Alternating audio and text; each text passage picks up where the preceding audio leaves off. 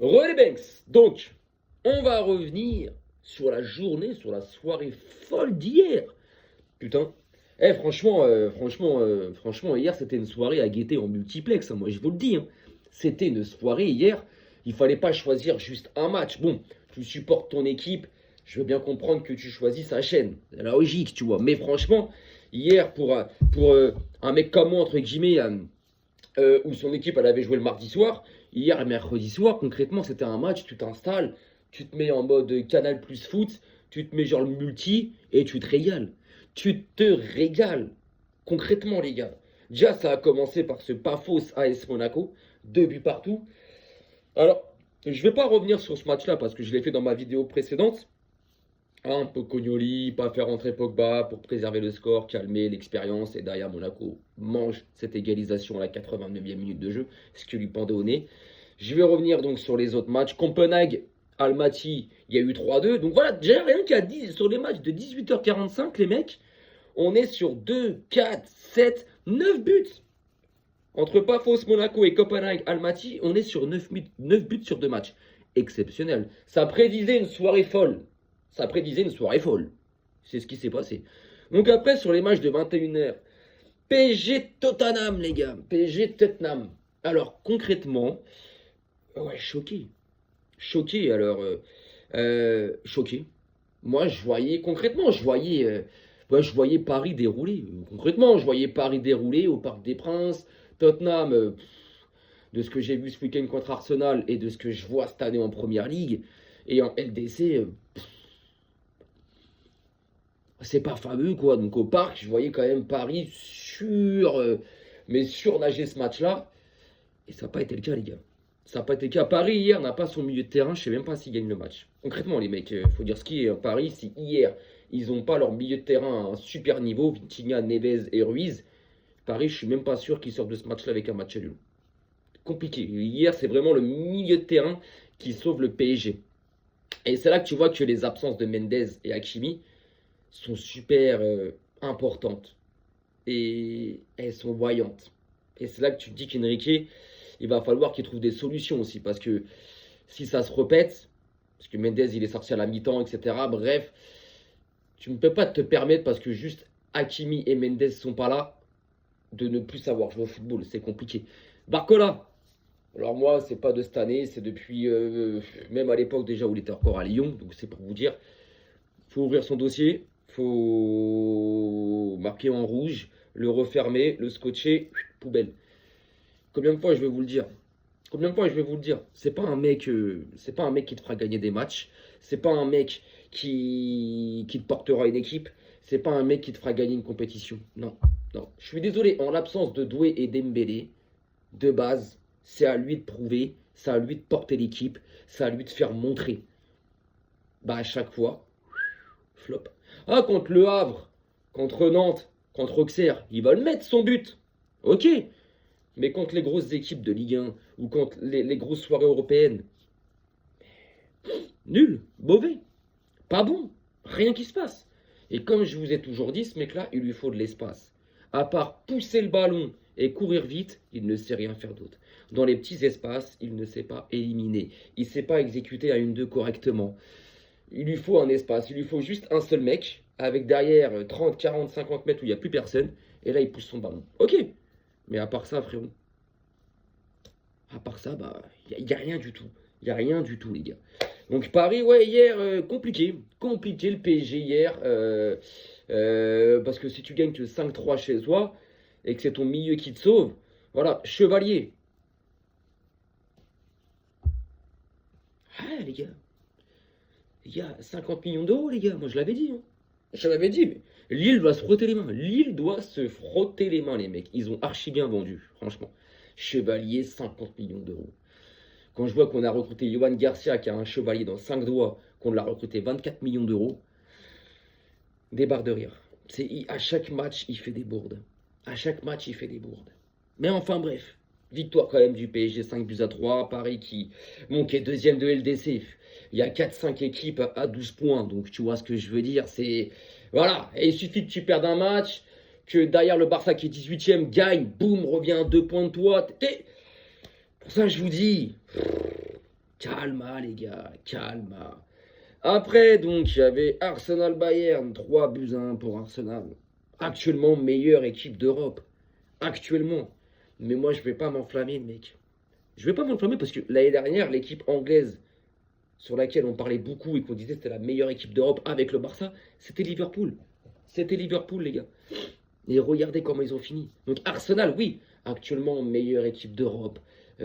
Qui, pour moi, en termes de football pratiqué, en termes de domination, il n'y a aucune équipe à l'heure actuelle qui lui arrive à la cheville. Concrètement, tu peux lui mettre n'importe quelle équipe là en face, Arsenal cogne tout le monde. Alors, à l'Emirates, à domicile. À l'extérieur, je ne sais pas. Je ne sais pas si tu les envoies au Camp Nou, ou au Parc, ou au Bernabeu. Oh, au Bernabeu, ils l'ont fait l'année dernière. Donc, bref. Mais je ne sais pas si tu les envoies genre à l'Atlético de Madrid, si tu les envoies au Camp Nou, si tu les envoies au Parc des Princes, s'ils seront capables de rééditer ou de refaire les mêmes prestations qu'ils font à domicile. Mais en tout cas, Arsenal, c'est fort. Victoire 3-1. Neuer, sur le but de Martinelli, là. Neuer, je sais pas, il y a un truc, le gars, il a vu un truc qu'il fallait pas voir, je sais pas, il y avait un écureuil à virer de la pelouse, il y avait... Neuer, qu'est-ce que tu fais là? Déjà, la ressortie de balle, en une touche, les gars, paf, il se trouve les yeux fermés. Après, il faut pas oublier, hein, Arteta, ça fait quand même 4 ans, 5 ans qu'il travaille avec le même staff, avec la même équipe. Donc, à un moment donné, c'est obligé que ça paye. C'est obligé que ça paye, c'est logique, les frères. C'est logique, les frères. C'est pour ça que je vous dis, attention au Barça. Ça fait quand même 2, 3, 4 ans que c'est à peu près le même effectif. Il y a eu deux coachs, Xavi, Flink. Il y a eu une belle passation. Pour ça, attention au Barça lors de la deuxième partie de saison. Attention. Si ça ne sera pas cette année, ça sera l'année prochaine. Donc attention. Bref. Mais voilà, Arteta travaille avec les mêmes joueurs, le même staff, les mêmes gars depuis 4, 5 ans. À un moment donné, ça doit payer. Donc franchement, non. Arsenal costaud. Arsenal fort. Rien à dire. Je pense que bon, ils vont. Il reste 3 matchs derrière. J'ai pas été voir leur prochain adversaire. Mais Arsenal, je pense que ça va finir dans le top 3, c'est même sûr. Donc ça va se qualifier directement en huitième. Le Bayern compliqué, mais bon, Bayern, voilà, pareil, ils sont dans le top 3. Le Bayern, bon, c'est pas une défaite qui va aller. Ouais, à mon avis, s'ils restent à 12 points, quoi, le Bayern, et c'est une défaite qui peut les saouler parce qu'ils se disent, putain, si on aurait gagné ce match-là, c'est nous qui aurions été seul premier avec 15 points à la place d'Arsenal. Mais bon, qu'est-ce que tu veux que je te dise? C'est pas une défaite qui va leur causer tort tout de suite. Voilà. Atlético de Madrid, Inter, 2-1 pour Atlético. Ce but vainqueur à la 92e de la tête. Donc du Atlético à 100%, les gars. Logique, hein, de ce que j'ai pu entendre et voir après en résumé du match. L'Atlético domine quand même la plus grosse partie du match. L'Atlético a des occasions assez franches. Griezmann, de ce que j'ai pu voir dans le résumé, qu'ils n'arrivent pas à transformer. L'Inter fébrile, mais l'Inter toujours là, tu vois, l'Inter dans le top 8. Donc l'Inter, ou non, je crois qu'ils sont passés 9e là, à la suite de cette défaite. Mais bon, voilà, l'Inter toujours présente et ils seront au rendez-vous des huitièmes de finale aussi, ça on le sait, comme l'Atlético sera au rendez-vous des huitièmes de finale. Donc non, l'Atlético de Madrid qui revient très bien, et l'Atlético de Madrid, vous verrez. Ouais, on les a vannés au mois d'août, au mois de septembre, au mois d'octobre, un petit peu là, et peut-être qu'on les vannera encore un peu au mois de décembre. Je ne sais pas trop, parce que dans 2 matchs, ils viennent au Camp Nou, dans 2 matchs on les reçoit, là ce week-end on va à ce week-end on reçoit à la Veste, et le match d'après ou celui dans 2 matchs, c'est l'Atlético qu'on joue. Non, je crois que c'est même juste après à la Veste, la semaine prochaine en plein milieu de semaine au Camp Nou qu'on joue à la Veste. Mais l'Atlético, voilà, ça fera une bonne deuxième partie de saison. Donc toujours pareil, et l'Inter, quid? Inter, je les vois pas comme l'année dernière. Je les vois à un moment donné, justement, eux sombrer.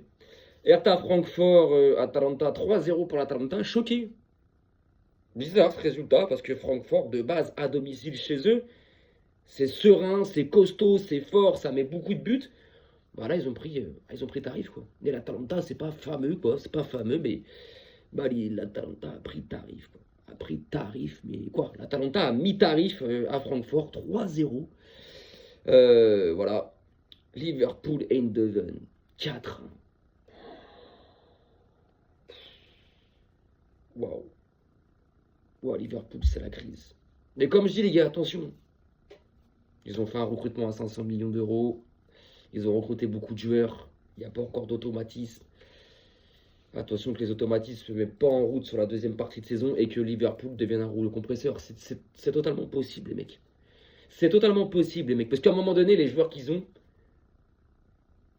ça va réussir à jouer. Ça va réussir. Ça va réussir. Mais bon, pour moi, il y a des. Mais pour moi, Arnaud Slot, c'est pas. Non. Je pense que pour moi, il va sauter. Van Dijk, c'est plus Van Dijk de 2019, 2020, 2018. C'est Van Dijk, il n'a plus de niveau pour moi. Pour moi, il n'a plus de niveau. On peut me dire ce qu'on veut. Pour moi, il n'a plus de niveau. Ouais, il va mettre. De temps en temps, il va te mettre un but de la tête. Mais pour moi, il n'a plus de niveau. Konaté, c'est compliqué. C'est compliqué. Hier, ils ont fait 2 bourdes. Mais celle de Van Dijk, frère, sur un corner. Non, mais dites-vous qu'il a fait ça. Il a pris. Pourquoi et genre, c'est volontaire. Tu le vois, un ralenti qui il saute sur un corner défensif. Hein. Sur un corner contre Liverpool. Pour Eindhoven. Il saute comme ça. J'ai pas compris. Mais Liverpool, compliqué. 4-1 contre Eindhoven à domicile. Waouh. Waouh. Olympiakos, Real de Madrid. Quadruplé Kylian Mbappé, mais c'est ce qu'on dit en fait. Lui fera ses stats. Hein. Lui, son nom, on en parlera. Hein. Mais son équipe, elle est malade. Le club, il est malade. Galérer comme ça contre l'Olympiakos, 4-3.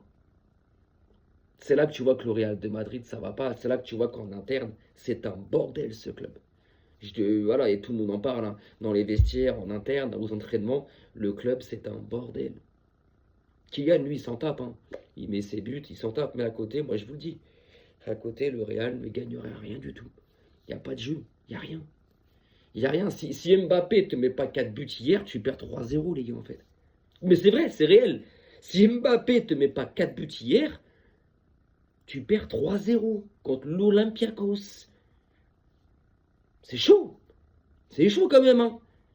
Mais bon, t'as certains supporters madrilènes qui vont juste voir le score. Ouais, mais justement, même ça.